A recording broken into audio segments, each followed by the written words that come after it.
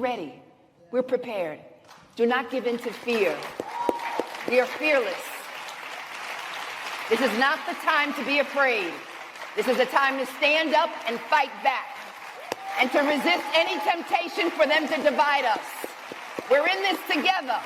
The rule of law is on our side.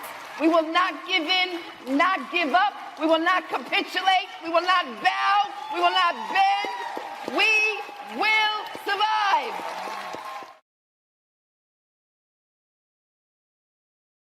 So there's two things that I'm doing. I'm getting, as I mentioned earlier in the year, getting back to physically reading.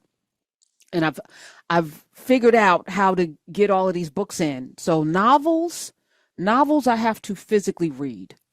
Any novel that's out, I'm physically reading. So Zora Neale Hurston has a novel on King Herod, which is a historical fiction, but it's not really fiction. She did a lot of research before her death. This was a book that ended up in the fire. They recovered it from the fire, dusted it off. Pages were singed. They pieced it together. It is so good. It is so good. So I'm reading that. I'm physically reading that. And then on my walks, because I want to multitask, I want to get my steps in at the same time. I want my mind to be engaged. I'm listening. So I'm in rotation of 3 books right now. Robert Moses's Radical Equation. I'm not done with it. So I'll put that on for 10, 15 minutes. However long I'm walking, if I'm walking for 30 minutes or longer. Howard French has a book on China, Everything Under the Heavens. I started that last week.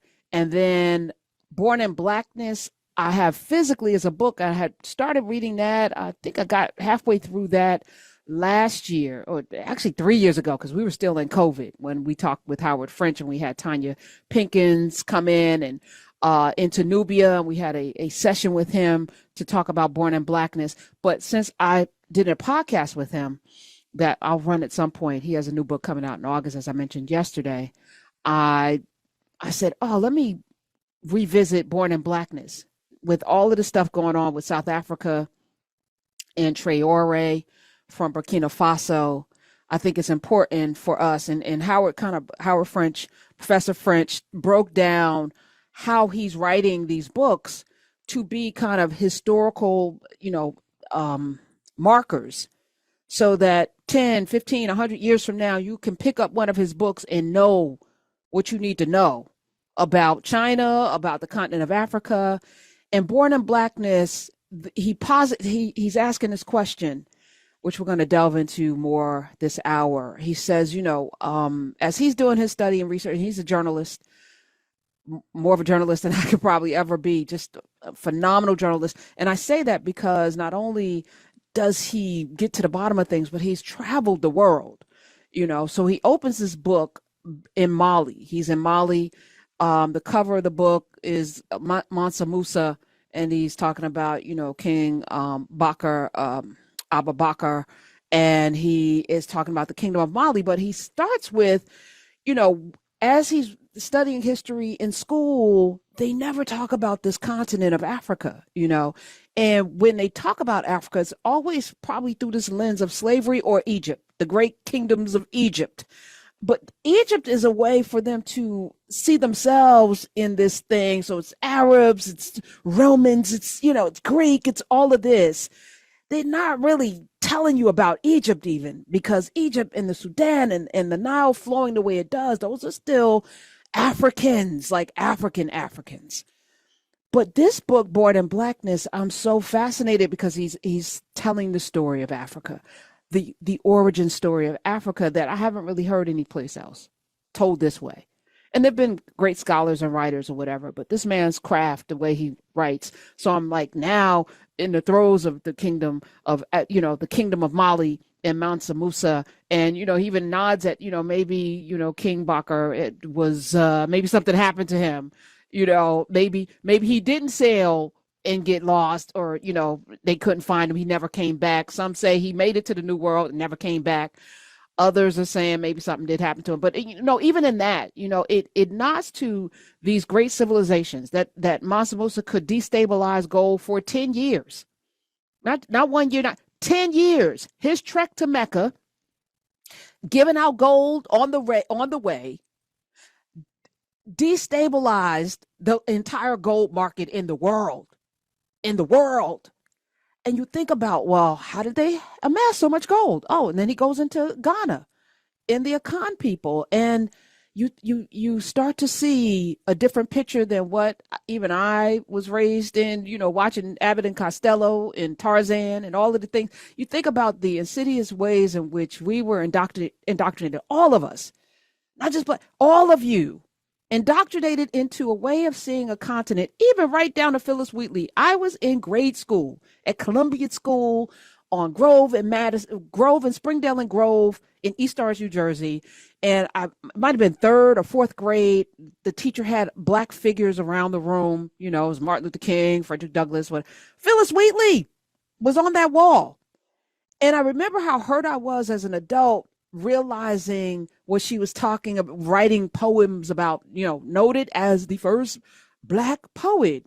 And that's not even true, because Black Africans were writing poetry and sonnets and novels and epic tales way, way, way before any of this even existed, right? As we come upon, July 4th, a celebratory time for this country, to usher out a Phyllis Wheatley, to have her write about a dark continent that she was on in a ship as a child, maybe 4 or 5 years old as a child, to come here and then to die penniless. We're going to say less about that.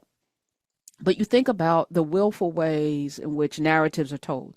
And yesterday's discussion, which I brought Tim Tebow's 3-hour and 27-minute discussion into with Sean, I can't remember Sean's name, but with Sean Ryan. Thank you, Smith. With Sean Ryan, as I'm telling the story, it really wasn't about that, even though, yes, we're centering that. It was about the ways in which narrative, storytelling, tugs on our emotions and puts us in this place. So this morning when I was walking, I was wondering how many people who might be listening to Born in Blackness, or who have read Born in Blackness by Howard French, identifies with this kingdom of Mali. How many people don't identify with it? Do you see yourself in it? And if you can't see yourself in it, then, how do you even imagine this? Do you just dismiss it because you don't see yourself?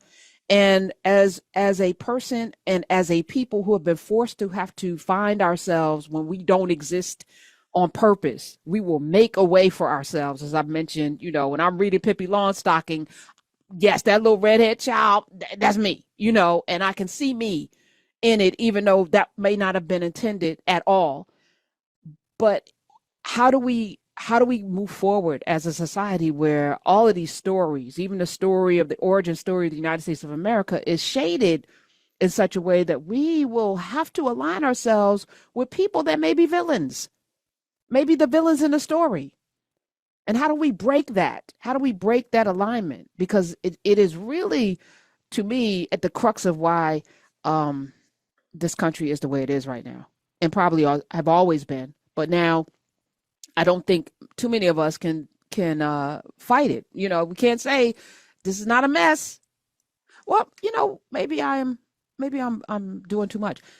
Who doesn't think this is a mess right now? We're ready. We're prepared. Do not give in to fear. We are fearless. This is not the time to be afraid. This is a time to stand up and fight back, and to resist any temptation for them to divide us. We're in this together. The rule of law is on our side. We will not give in, not give up. We will not capitulate. We will not bow. We will not bend. We will